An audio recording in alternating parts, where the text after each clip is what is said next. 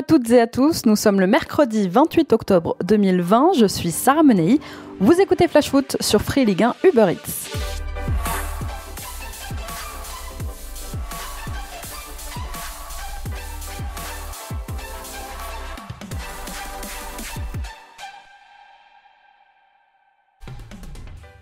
Quand on n'a rien à perdre, il faut oser. Pas favori, la chance d'être qualifié en Ligue des Champions et d'accueillir le City de Guardiola à la maison.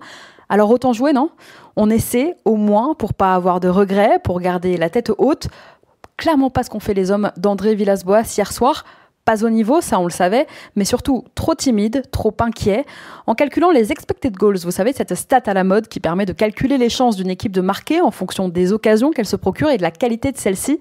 Eh bien, on arrive à 0,05 pour Marseille sur le match d'hier. On a rarement vu pire en Ligue des Champions. Il est loin, le temps d'El Loco. Alors, les supporters marseillais ont-ils attendu 7 ans pour ça ? Hier soir, il manquait clairement quelques milliers d'entre eux dans les travées du Vélodrome pour donner du courage à une équipe et à un coach qui avait, paraît-il, faim d'Europe. Ce soir, 21h, c'est Rennes qui négociera un déplacement compliqué sur la pelouse du FC Séville sans Eduardo Camavinga ni Steven Zonzi. 2 heures avant, c'est Paris qui sera à Istanbul dans un contexte très particulier sur fond de tensions politiques entre Paris et Ankara.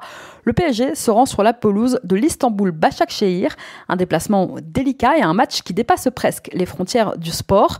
Repris il y a 6 ans par l'entourage du président turc Recep Tayyip Erdogan, le champion local est un club jeune avec lequel le président, grand amateur de foot, a même fait une petite apparition.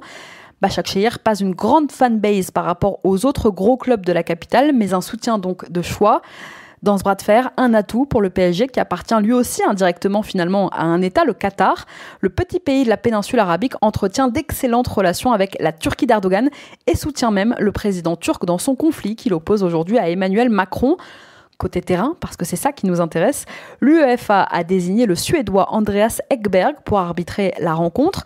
À 35 ans, il n'a que peu d'expérience à ce niveau et a surtout arbitré en Europa League. Le club stambouliote participe pour la première fois de son histoire à la compétition.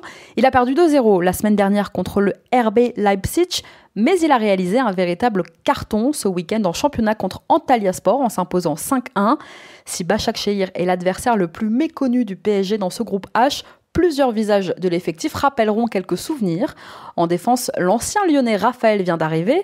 Enzo Crivelli, autre ancien visage de la Ligue 1, est également présent sur le front de l'attaque stambouliote. Autre nom plus douloureux à entendre pour les Parisiens, celui de Dembaba, bourreau du PSG en quart de finale il y a 6 ans. Côté parisien, 8 jours après le revers subi face à Manchester United, Paris doit se remettre la tête à l'endroit. Thomas Tuchel feint de ne pas savoir qu'il est en danger, mais Leonardo le guette. Pour ce qui est de la compo probable du coach parisien, comme attendu, Thilo Kehrer et Idrissa Gueye sont bien du voyage en Turquie, mais Julian Draxler, Marco Verratti, Leandro Paredes, Mauro Icardi et Alexandre Letellier sont eux toujours absents. Thomas Tuchel a travaillé en début de semaine à l'entraînement une compo en 4-2-3-1 qui devrait être celle qui débutera ce soir.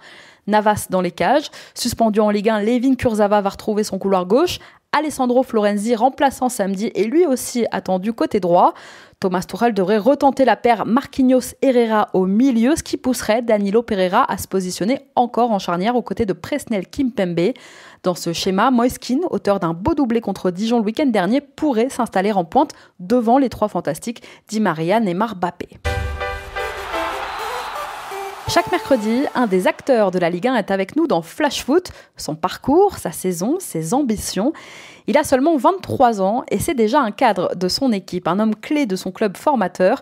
Le gardien brestois, Gauthier Larsonneur, nous fait le plaisir d'être avec nous. Bonjour Gauthier. Bonjour à vous. Merci d'avoir accepté notre invitation. Pas de souci, avec plaisir. Déjà, comment ça va Gauthier ? Vous vous êtes sacrément tamponné avec Ludovic Ajorc dimanche. Oui, je pensais pas que c'était aussi impressionnant en vidéo, parce que je l'ai revu là, lundi ou mardi, donc ouais, non, ça va le mieux, j'ai le genou qui est bien enflé, mais bon, ça va, on tient le bon bout, ça devrait aller pour ce week-end. Bon, c'est rassurant, parce que c'est vrai que c'était un sacré choc. Bon, Gauthier, Brest est dans le dur depuis un mois maintenant, avec 3 défaites et un nul. Comment tu expliques ce coup de moins bien ? Est-ce que vous payez votre début de saison réussi ? Est-ce que c'est l'effet 2e saison en Ligue 1 ? Dans le dur, je sais pas si on peut dire ça comme ça. C'est vrai qu'on on est sur 2 défaites consécutives face à Nantes et face Ce week-end face à Strasbourg, c'est vrai que c'est une période un peu moins faste, mais bon, on est quand même avec 9 points au bout de 8 journées. On est largement dans les clous de notre objectif qui est le maintien. Donc voilà, on n'y a pas de sonnette d'alarme à tirer ou quoi que ce soit, mais c'est vrai qu'on peut faire mieux et on doit faire mieux. Vous êtes 14e aujourd'hui au classement avec 18 buts encaissés en 8 matchs. Plus mauvaise défense de Ligue 1 à égalité avec la Lanterne Rouge Dijon. Il est surtout là en fait le problème en ce moment. Oui, c'est vrai qu'on a des périodes où on encaisse beaucoup de buts, d'autres moins. On voit que sur les 2 premiers matchs déjà on en a encaissé beaucoup. Ensuite on a une période de 3-4 matchs où on en a encaissé moins. Et là ça fait 2 matchs où on en encaisse beaucoup. Je sais qu'en 4 matchs on est déjà, si on doit être à 13 ou 14 buts en comptant les 2 premières journées et les 2 dernières. Donc oui, ça montre quand même qu'on a quelques difficultés à garder notre cage inviolée ou du moins le plus hermétique possible. Mais après voilà, c'est vrai qu'on a un jeu comme vous le dites qui est porté vers l'avant, porté vers l'attaque. Mais il faut pas qu'on oublie aussi l'essentiel, c'est aussi de pas prendre de buts qui pourraient nous permettre de gagner des points. Alors justement, tu me parlais projet de jeu, on va parler de ton coach Olivier Dalloglio qui prône un football offensif, ambitieux, mais aussi enthousiasmant. Vous êtes l'une des équipes les plus plaisantes à regarder jouer en ce début de saison, vraiment. Un foot spectacle. Développer le jeu au maximum, ça passe aussi du coup par toi à la relance. C'est clairement ce qu'il vous demande Dalloglio dans le vestiaire ? Oui, c'est vrai que j'ai un rôle clé dans ce que demande le coach, parce que ce soit sur les 6 mètres ou sur les sorties de ballon, je suis l'une des portes de sortie principales où je dois aider beaucoup les défenseurs à remonter le ballon en essayant aussi d'attirer un peu plus les attaquants adverses pour avoir des espaces un peu plus hauts et ensuite se projeter vers l'avant. Est-ce que le coach a rallié le groupe à ses convictions ? Oui, bien sûr, parce qu'on avait déjà auparavant un coach qui était porté vers l'offensive et porté vers le jeu par le biais du coach Furlan. Donc c'est vrai que le coach Dalloglio avait aussi cette philosophie-là auparavant et il continue de nous l'inculquer au fur et à mesure des semaines qui passent. Et voilà, c'est à nous aussi de bien tout saisir et aussi de savoir aussi faire la part des choses entre attaque à outrance et quand même garder un équilibre qui pourrait nous favoriser à ramener des points en prenant moins de buts. Eh bien justement, on parlait du nombre de buts encaissés, ça rejoint le projet de jeu du coach finalement, marquer plus que l'adversaire, quel que soit le nombre de buts qu'on se prend derrière. Brest veut défendre en avançant pour récupérer haut et finalement Gauthier, on se met en danger. Oui, c'est ça, c'est vrai qu'on voit qu'on prend souvent des contres ou alors c'est sur des phases de transition où on est un peu moins équilibré, où on a le ballon au départ. Aujourd'hui, c'est le football moderne où les équipes attendent de plus en plus et contrent super bien. Donc c'est à nous de pallier à ça en gardant un équilibre certain pour protéger au maximum notre but et que je sois le moins vulnérable possible. Comment tes coéquipiers vivent-ils cette passe un peu plus difficile ? Certains sont vraiment dans le dur individuellement.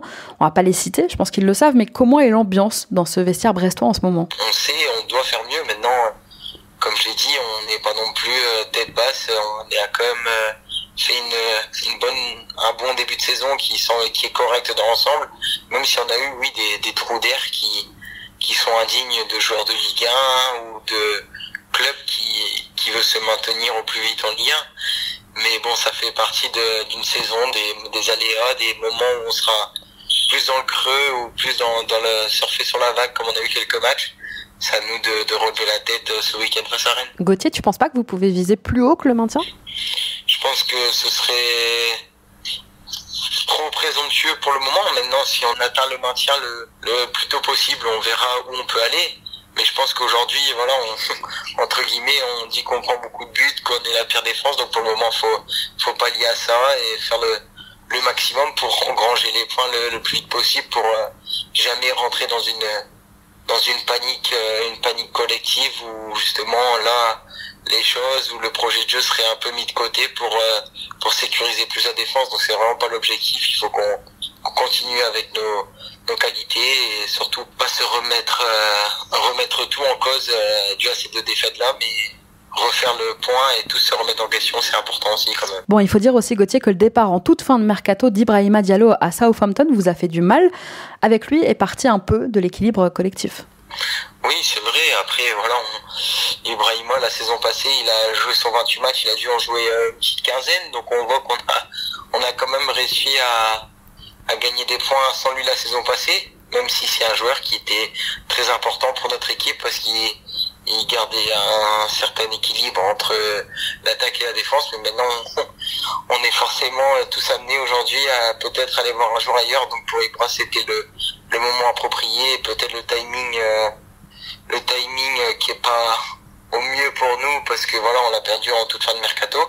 Mais pour un club comme nous, c'est une vente importante et ça peut nous permettre d'évoluer sur le marché des transferts plus sereinement dans les prochains mercato. Donc voilà, c'est comme ça aussi. Bah alors justement, on va parler un peu plus de toi. En 2008, tu intègres, Gauthier, le centre de formation du Stade brestois. Tu as à l'époque 11 ans. Moins de 10 ans plus tard, tu disputes ton premier match de Ligue 2. Et en juin 2019, c'est officiel, vous fêtez avec ton club de toujours la montée validée dès le mois de mai à l'époque. Tu penses que tu pourrais quitter Brest un jour ? On voit qu'aujourd'hui, le football trading est de plus en plus important, où les clubs ont besoin de finances, et peut-être qu'un jour, c'est pas forcément mon mot à dire ou quoi que ce soit, ce serait pour le bien de mon club. Donc voilà, là, à ce moment-là, j'y réfléchirai pour voir où est l'intérêt, et moi, il faut que j'y trouve mon intérêt aussi. Donc voilà, aujourd'hui, pour l'instant, on est en phase avec le club, et peut-être qu'un jour, on le sera moins, et je serai peut-être amené à partir pour différentes raisons. Bon, ce sera un petit déchirement quand même. Oui, mais après, c'est pas pour autant que ça ne restera pas mon club de cœur, et le club avec qui j'ai vécu les premières superbes aventures de ma carrière. Maintenant, aujourd'hui, je suis là et ça se passe super bien. On est en Ligue 1, on prend des points. Il n'y a pas forcément de raison aujourd'hui de s'alarmer ou de voir un avenir plus guéri. C'est comme ton premier amour, Brest. Bon, tu reviendras à 35 ans pour y finir ta carrière, quoi. On peut dire ça comme ça. Bon, Gauthier, je suis désolée, je sais que t'en as ras-le-bol, qu'on parle de ta taille. Je t'avais déjà interviewé par le passé, tu m'avais dit j'ai fait fermer des bouches par rapport à ça. C'est vrai que ça t'a beaucoup suivi pendant ton adolescence et ta formation. Ça t'a un peu gonflé. Oui, parce que certaines croyances du football aujourd'hui font que des coachs de gardiens comme Christophe Lolichon, qui ont inculqué ça dans bon nombre de cerveaux d'entraîneurs des gardiens français, qu'un gardien doit faire telle ou telle taille. C'est vrai que oui, ça avantage sur certains domaines, mais on voit qu'aujourd'hui, c'est pas critique de dire ça, mais certains gardiens qui font des grandes tailles sont là que grâce à leur taille, ou justement par leur profil, et non pas forcément les qualités adéquates dans les centres de formation pour aller vers le haut niveau. Donc faut faire rentrer tout en cause, que ce soit le profil, les aptitudes du gardien, pas compter que sur un profil. Maintenant, faut voir aussi quel est le jeu d'un gardien moderne, et un gardien moderne ça va faire bien d'autres choses que, entre guillemets, que faire des sorties aériennes ou prendre de la place dans un but, même si ça reste très important. Être bon au pied, gérer la profondeur, avoir de l'explosivité pour accompagner ses défenseurs sur un tacle, un joueur qui va rentrer dans la surface, sont plein de choses comme ça qui rentrent en compte, même si aujourd'hui il y a des gardiens exceptionnels qui sont grands, mais ça montre aussi que la porte est ouverte pour nous, gardiens de taille un peu plus médiocre. Mais bon voilà, aujourd'hui c'est vrai que c'était un beau challenge pour moi d'arriver en professionnel et de faire mon bout de chemin. Donc voilà, aujourd'hui je suis en cours. Bon, ça va, 1m81, c'est pas médiocre. Non, c'est sûr, mais pour certains le disent, donc après voilà, ça dépend des croyances de chacun. Est-ce que tu as, toi, un gardien de référence ? Je sais que je me suis beaucoup inspiré des gardiens français, parce qu'on a la chance d'avoir des gardiens qui sont très très performants depuis un bon nombre d'années, que ce soit les Barthez, même le gardien de nos générations, avec lequel je peux encore évoluer, que ce soit les Mandanda, Lloris ou même Anthony Lopez, qui est dans le championnat français depuis bon nombre d'années, sont des gardiens super solides et qui font des carrières immenses sur lesquelles on doit apprendre beaucoup. Est-ce que tu es le genre de gardien qui parle beaucoup, Gauthier, avec ses défenseurs ? Tu communiques beaucoup avec eux ? Oui, parce qu'aujourd'hui j'ai un rôle assez important dans cette équipe, qui est d'essayer d'inculquer beaucoup de leadership de la part d'arrière. Donc voilà, c'est moi qui ai ce rôle-là. Maintenant, faut savoir le faire à bon escient et donner des choses clés qui peuvent leur servir. Et est-ce qu'il y a un joueur qui t'a impressionné pour l'instant cette saison en Ligue 1 ? Sur ce début de saison, non, pas encore. Plus en fin de saison, quand j'aurai fait le tour, je vous dirai lequel m'aura le plus impressionné. Bon, du coup, faudra se rappeler en fin de saison, c'est ça ? Voilà, c'est ça. Gauthier, samedi, il y aura Rennes, déplacement au Roison Park pour ce derby breton de la 9e journée. Alors, c'est pas Guingamp, c'est pas Lorient, c'est plutôt un derby amical entre voisins, en vrai. Oui, après, ça reste un derby assez animé, parce qu'on a vu que nos deux dernières confrontations ont été plus qu'animé, on fait couler beaucoup d'eau sous les ponts parce que il y a eu les problèmes d'arbitrage, il y a eu que ce soit dans un sens ou dans l'autre, donc ça a donné une petite rivalité sympa, mais voilà, c'est vrai que c'est toujours bien d'aller jouer dans les clubs environnants, parce qu'on a vu que l'année dernière il y avait une grosse ambiance au Roison Park quand on est allé, il y avait une grosse ambiance chez nous, parce que voilà, les gens ont un cœur, ont une petite fierté quand même. En plus, ils sont en grande forme, même si là, depuis quelques temps, c'est un peu plus compliqué pour eux. Ils partent quand même sur un début de saison canon, les Rennais. Comment est-ce que vous appréhendez ce match, Gauthier ? Oui, aujourd'hui, je pense que le Stade Rennais a passé vraiment un cap durant ces 2-3 dernières années en devenant, je pense, un club quasiment à renommée européenne en faisant des grosses campagnes.